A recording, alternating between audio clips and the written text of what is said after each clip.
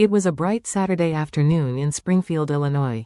The sun wasn't shy today, it was shining with that early summer confidence, warming up every porch, every backyard, every grill.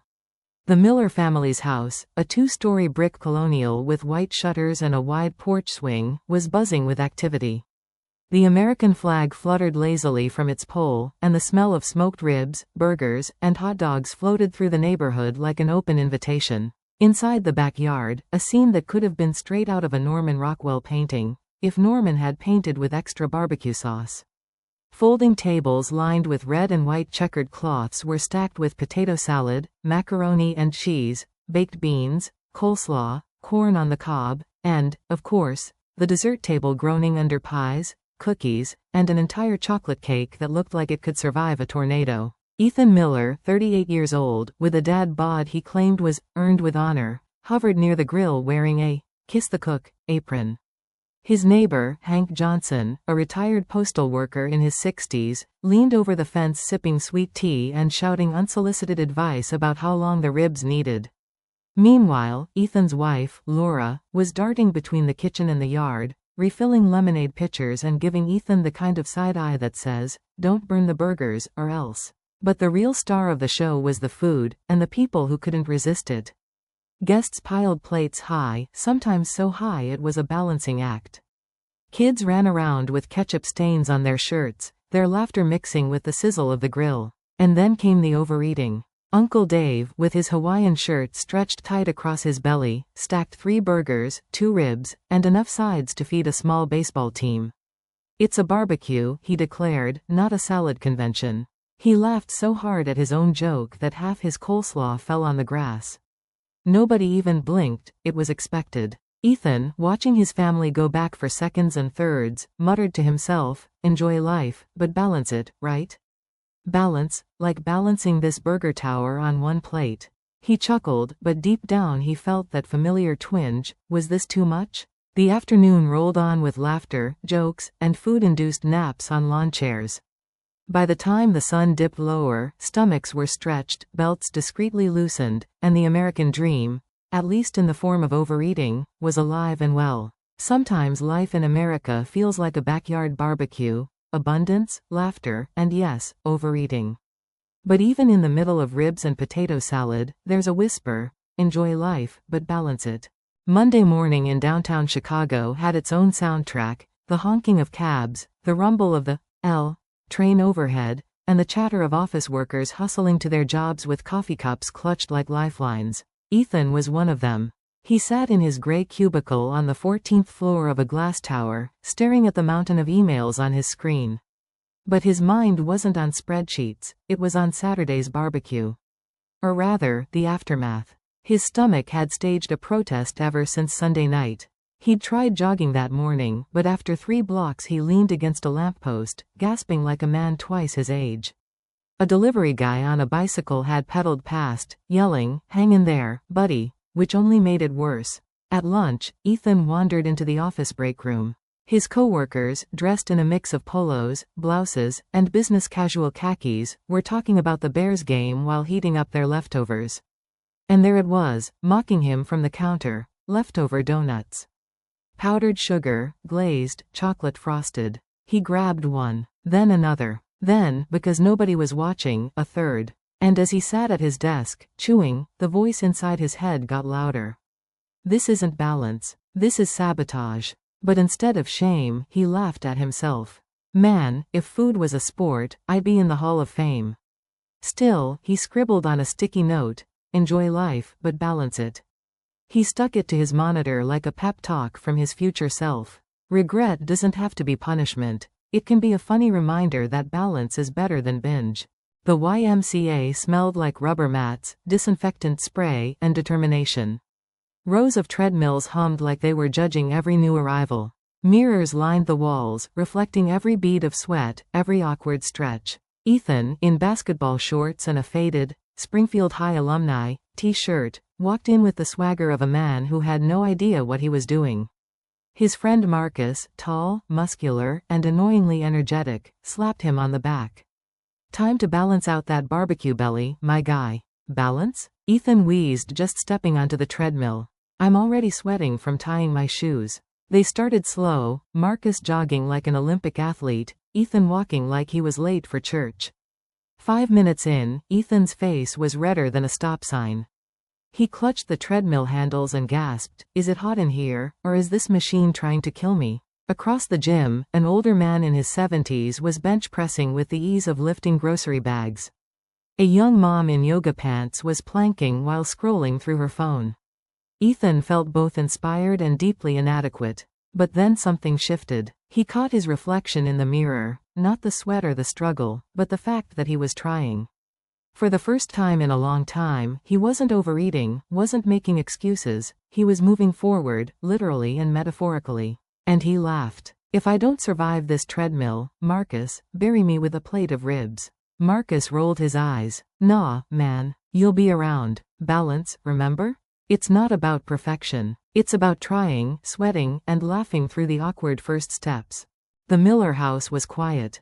The kids were asleep, the dishwasher hummed in the kitchen, and the glow of the TV flickered across the living room where Ethan sat in his pajamas. He flipped through late-night talk shows, but his mind wasn't on comedy. It was on the fridge. He crept into the kitchen like a burglar. Opened the fridge door. The light spilled out dramatically, like heaven itself. Leftover cheesecake, half a pizza, a tub of cookie dough ice cream. They called to him like sirens. "Just one bite," he whispered. But then another. And another. Suddenly, Laura's voice broke the spell. "Midnight snacking again?" She stood at the doorway, arms crossed, wearing her pink robe. Ethan froze, spoon in hand.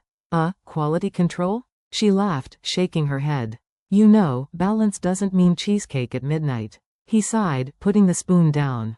"You're right. But man, food has a way of finding me, even in my dreams." Laura walked over, kissed his forehead, and said, "Then maybe dream about balance, too. Balance isn't about denying yourself. It's about knowing when to stop, laugh, and choose better tomorrow." The waiting room smelled faintly of hand sanitizer and peppermint candies from the receptionist's desk. Magazines were stacked in neat piles, mostly about gardening, celebrity diets, and last month's football rankings. Ethan sat slouched in a chair, fidgeting with the zipper on his windbreaker. He glanced around at the other patients. An older woman knitting, a teenager scrolling endlessly on his phone, a man sneezing into a tissue like he was auditioning for a horror movie. When his name was called, Ethan shuffled into the exam room. He sat on the crinkly white paper covering the exam table, his sneakers dangling like he was back in grade school. Dr. Richardson, a man in his 50s with salt and pepper hair and the no-nonsense demeanor of someone who'd heard every excuse in the book, flipped through Ethan's chart. "Ethan," the doctor began, adjusting his glasses, "your blood pressure's a little high. Cholesterol's creeping up, too. Nothing we can't manage, but..." He looked over his glasses. "We need to talk about food." Ethan smirked. "Doc, if food were a crime, I'd be on death row." The doctor didn't laugh. Instead, he leaned against the counter and said, "It's not about never enjoying yourself. It's about balance. You love barbecue? Fine. Love pizza? Fine. But not every day. You've got kids, a wife, a life worth being healthy for. Think of it this way, overeating steals tomorrow's energy for today's pleasure." Ethan swallowed, not just because the truth stung, but because he realized the doctor sounded an awful lot like Laura. On the way out, the receptionist, wearing a cardigan with tiny pumpkins embroidered on it, because fall was creeping in, handed Ethan a pamphlet. "Healthy Habits for Busy Families." He took it, tucked it under his arm, and muttered, "Guess it's time for a new chapter." Health warnings don't have to be scary, they can be wake-up calls. Balance isn't just about food, it's about life. That evening, the Miller household gathered in the living room. The autumn wind rattled the windows, and the smell of Laura's homemade chili filled the air. Ethan sat on the couch, looking like a man about to face a jury. Laura had that determined look, the one that could stop a freight train. Their kids, Emma 10 and Jake 7, sat cross-legged on the carpet with bowls of chili, watching their parents like it was primetime television. Even Hank, the nosy neighbor, had accidentally dropped by, holding a mason jar of sweet tea. Laura cleared her throat. "Ethan, we need to talk. We love you, but the overeating, it's not funny anymore." The doctor said. Yeah, Ethan interrupted, holding up his spoon. "I know. Balance. Everyone's been preaching it like it's the 11th commandment. Emma piped up, "Dad, I saw you sneak cheesecake last night." Jake added, "And 3 donuts on Monday." Even Hank leaned in. "I saw you eat 2 hot dogs at the barbecue, and that was before the burgers." Ethan threw his hands in the air. Okay, I confess. I'm guilty. But come on, folks, food is my love language." Laura softened, walking over and sitting beside him. "Then let's make balance your new love language." There was a pause. Then Emma said, "Can we make healthy tacos on Taco Tuesday?" Jake grinned. "And maybe only 1 dessert a week?" Hank raised his jar. "And maybe we can walk together after dinner instead of falling asleep in lawn chairs." Everyone laughed. Ethan sighed, but smiled. "All right, I'll try. But I'm warning you, if Kale shows up in my house, I'm moving out." Balance isn't a solo mission, it's a family project. Sometimes the best motivation comes from the people who love you. A crisp Saturday morning dawned with golden leaves swirling across sidewalks. The community park was buzzing with people in sweatshirts, leggings, and running shoes. Booths handed out apples, granola bars, and steaming cups of coffee.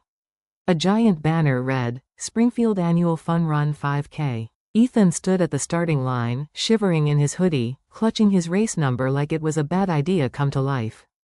Laura stretched beside him, Emma and Jake hopped around like pogo sticks, and Marcus from the YMCA showed up grinning, already bouncing on his toes. "This is crazy," Ethan muttered. "No," Laura said, looping her arm through his, "this is balance." The whistle blew. The crowd surged forward like a wave. Kids sprinted like they were chasing ice cream trucks. Parents jogged with strollers. Seniors power walked with determination. Ethan huffed and puffed, already questioning his life choices. But then something changed. Around the 1-mile mark, he looked around. The sun painted the trees orange and gold. Neighbors cheered along the sidewalks. Music blasted from a speaker where a teenager held up a sign that read, "You're not dying, you're just running." Ethan started to laugh. And then, slowly, he found a rhythm. Not fast, not pretty, but steady. By the time he crossed the finish line, red-faced, sweaty, but upright, Emma and Jake ran up and threw their arms around him. "You did it, Dad." Laura kissed his cheek. "See? Balance feels good." And Ethan, catching his breath, realized she was right. Balance didn't mean saying no to life's pleasures. It meant saying yes to living longer, laughing harder, and actually being there for moments like this. The turning point isn't about perfection. It's about proving to yourself you can change, and laughing your way through it. Summer rolled around again, and the Miller backyard was once more alive with the sound of laughter, clinking glasses, and the sizzle of the grill. But this time, things looked a little different. The folding tables were still there, red and white checkered cloths fluttering in the breeze. But alongside the ribs and burgers, there were grilled veggies, fruit skewers, and even a quinoa salad that Ethan swore he'd never eat, but secretly enjoyed. Lemon water and iced tea shared space with soda. Ethan stood at the grill again, apron on, flipping chicken breasts with the ease of a man who'd found his groove. Uncle Dave was still piling his plate high, but this time Ethan nudged him. "Hey, leave some corn for the rest of us." Guests laughed, kids ran with sparklers, and Hank leaned over the fence, hollering, "Those veggies smell better than the ribs." As the sun dipped low and fireflies blinked across the yard, Ethan looked around, family smiling, friends laughing, food that was delicious and balanced. He raised his glass of iced tea. "To enjoying life," he said, "but keeping it balanced." Everyone cheered. And for the first time, Ethan didn't just say it, he lived it. Overeating is easy. Balance takes effort, laughter, and love. But when you find it, life doesn't just taste better, it is better. Daily happiness and motivation is hitting in. Like and subscribe.